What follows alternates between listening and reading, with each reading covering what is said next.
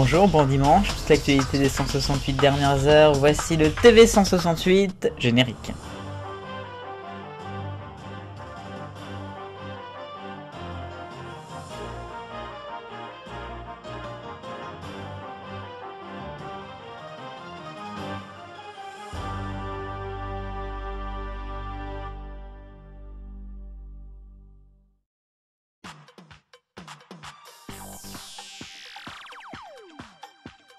Et à la une ce dimanche, la nostalgie sur M6.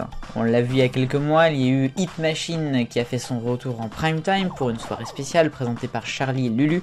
Et bien la chaîne compte rester sur les souvenirs et continuer à surfer avec non plus le Hit Machine, mais le Dance Machine. C'est le retour de l'émission des années 90 qui était en partenariat avec Fun Radio, qui risque de toujours l'être d'ailleurs. Le Dance Machine, c'était une émission avec une sorte de concert géant qui était à Bercy, où on retrouvait notamment plein de groupes de dance qui ont fait et qui font toujours un petit peu la musique. Eh bien l'émission va revenir, ça sera diffusé sur W9 en 2023, présenté par Ophélie Winter. Oui, il y aura une émission qui sera diffusée avec un événement en fait qui est enregistré là, le 24 novembre prochain au Dôme de Paris et qui sera donc proposé sur W9. On verra ce que ça va donner, peut-être que ça va donner aussi d'autres bébés de la même sorte. A noter, pour revenir sur le Hit Machine, qu'il y aura un nouveau prime time, un deuxième de génération Hit Machine qui va être enregistré, qui a été enregistré je crois la semaine dernière, et puis il y a aussi 20 chansons préférées des Français qui seront une émission diffusée lors du 31 décembre prochain sur M6. Ça sera normalement diffusé à ce moment-là.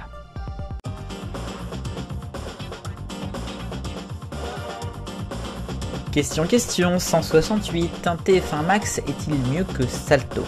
Vous avez été assez mitigé, puisque le mitigé arrive en deuxième place avec juste une voix d'écart. Le oui qui l'emporte tout de même, mais c'est très serré.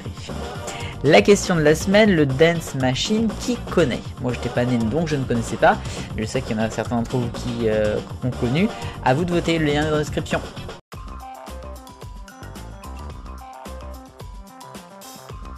Le Rayon Actu, une info France 3 pour démarrer pour une défaite du champion. Il s'appelle Enzo et était présent tous les dimanches dans le jeu de Cyril Ferraud depuis fin janvier. 39 victoires pour 40 participations et donc il a perdu la semaine dernière. Mais il part quand même avec 239 500 €. C'est le deuxième plus gros gain gagné dans un quiz sur France Télévisions. En parlant de quiz, je suis certain qu'il va bientôt rejoindre celui des champions sur France 2. France 5 maintenant avec le lundi écologie. À partir de 2023, il y aura tous les lundis soirs un prime time consacré à l'écologie sur France 5. Ce sera sans doute des émissions, parfois des documentaires, on verra ce que ça va donner. Ça a été annoncé à l'occasion de la soirée de mardi soir sur France 2 aux arbres citoyens qui était présentée par Hugo Clément et Léa Salamé. Et enfin une troisième information pour des nouvelles du TV Magazine qui s'arrête à la fin de l'année. C'est pas totalement fini, on devrait encore avoir un TV Magazine, mais cette fois-ci un Figaro TV Magazine et un Parisien TV Magazine, puisque les deux groupes s'associent pour organiser un nouvel hebdomadaire média, le vendredi pour les deux et le samedi uniquement pour le Figaro. Il va faire concurrence donc à Diverto, qui est un des nouveaux médias maintenant pour la presse quotidienne régionale.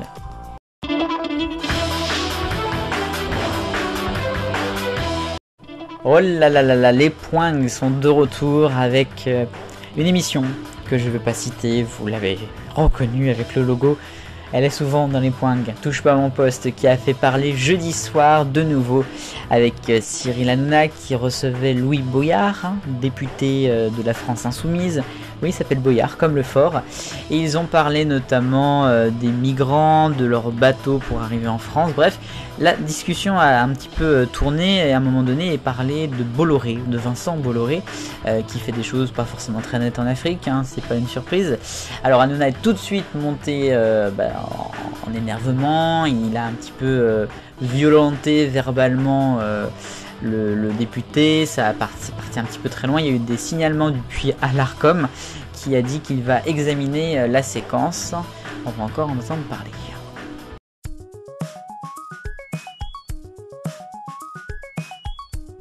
Et voici l'arc-en-ciel des audiences, et M6 est en rouge avec samedi dernier la série The Equalizer, à peine 1 million, c'est moyen. Orange pour France 2 aux arbres citoyens sur la chaîne avec Hugo Clément et Léa Salamé, ça a fait un score mitigé à 1,6. La finale de Danse avec les stars, alors c'est un score qui est haut quand même, mais en grande baisse par rapport au final de l'année dernière. Regardez, c'était donc la finale 2022. Le vert pour C8 avec Mongeville en rediffusion qui remonte par rapport à la semaine dernière, 1 400 000, bravo. Bleu clair pour le Grand Salle, donc avec la défaite du champion, 2 millions de téléspectateurs, 13,4% de part de marché sur France 3 dimanche dernier. Lundi soir, L'amour dans le pré sur M6 était haut à 4 millions, presque 400 000 et presque 20% de part de marché là aussi.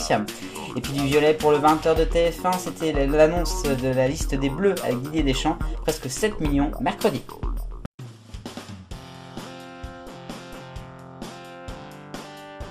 Votre agenda pour la semaine à venir est d'abord en fin de journée tout à l'heure sur Gulli, Mission Gulliverse, un nouveau jeu avec Johan et Sohan. Lundi, c'est sur W9, le cross ultime, les Marseillais vs le reste du monde vs les motivés, à suivre en access. Et puis vendredi soir, face au prime time de Plus belle la vie, il y aura les Energy Music Awards sur TF1.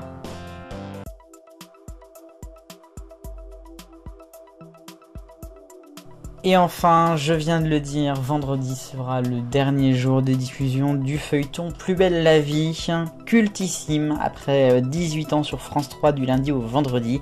Il est l'heure donc de dire au revoir au décor et aux comédiens. Ce sera en access d'abord avec un dernier inédit, puis ensuite le prime time avant un documentaire en seconde partie soirée, compté notamment par Wendy Bouchard. Pour les décors, justement, j'y reviens puisque les studios de la Belle de Mai à Marseille ont ouvert leurs portes. C'était le 9 novembre et ce jusqu'au 26 avec les mercredis, vendredis et samedis des visites qui ont lieu avec 16 créneaux toute la journée pour voir un petit peu le bar du Mistral, le commissariat, bref, pour dire au revoir aussi un petit peu. Ce sera disponible pour les Marseillais et pour les fans. Disponible moyennement puisqu'il y a déjà plus de place depuis longtemps. On verra s'ils vont rajouter. Et c'est sous cette note que se termine le TV 168 de ce 13 novembre 2022. Merci d'avoir suivi. La vie, je l'espère, plus belle pour nous toutes et nous tous. Encore plus aujourd'hui. Allez, vive le bonheur, on est tous des millions de copains. Salut.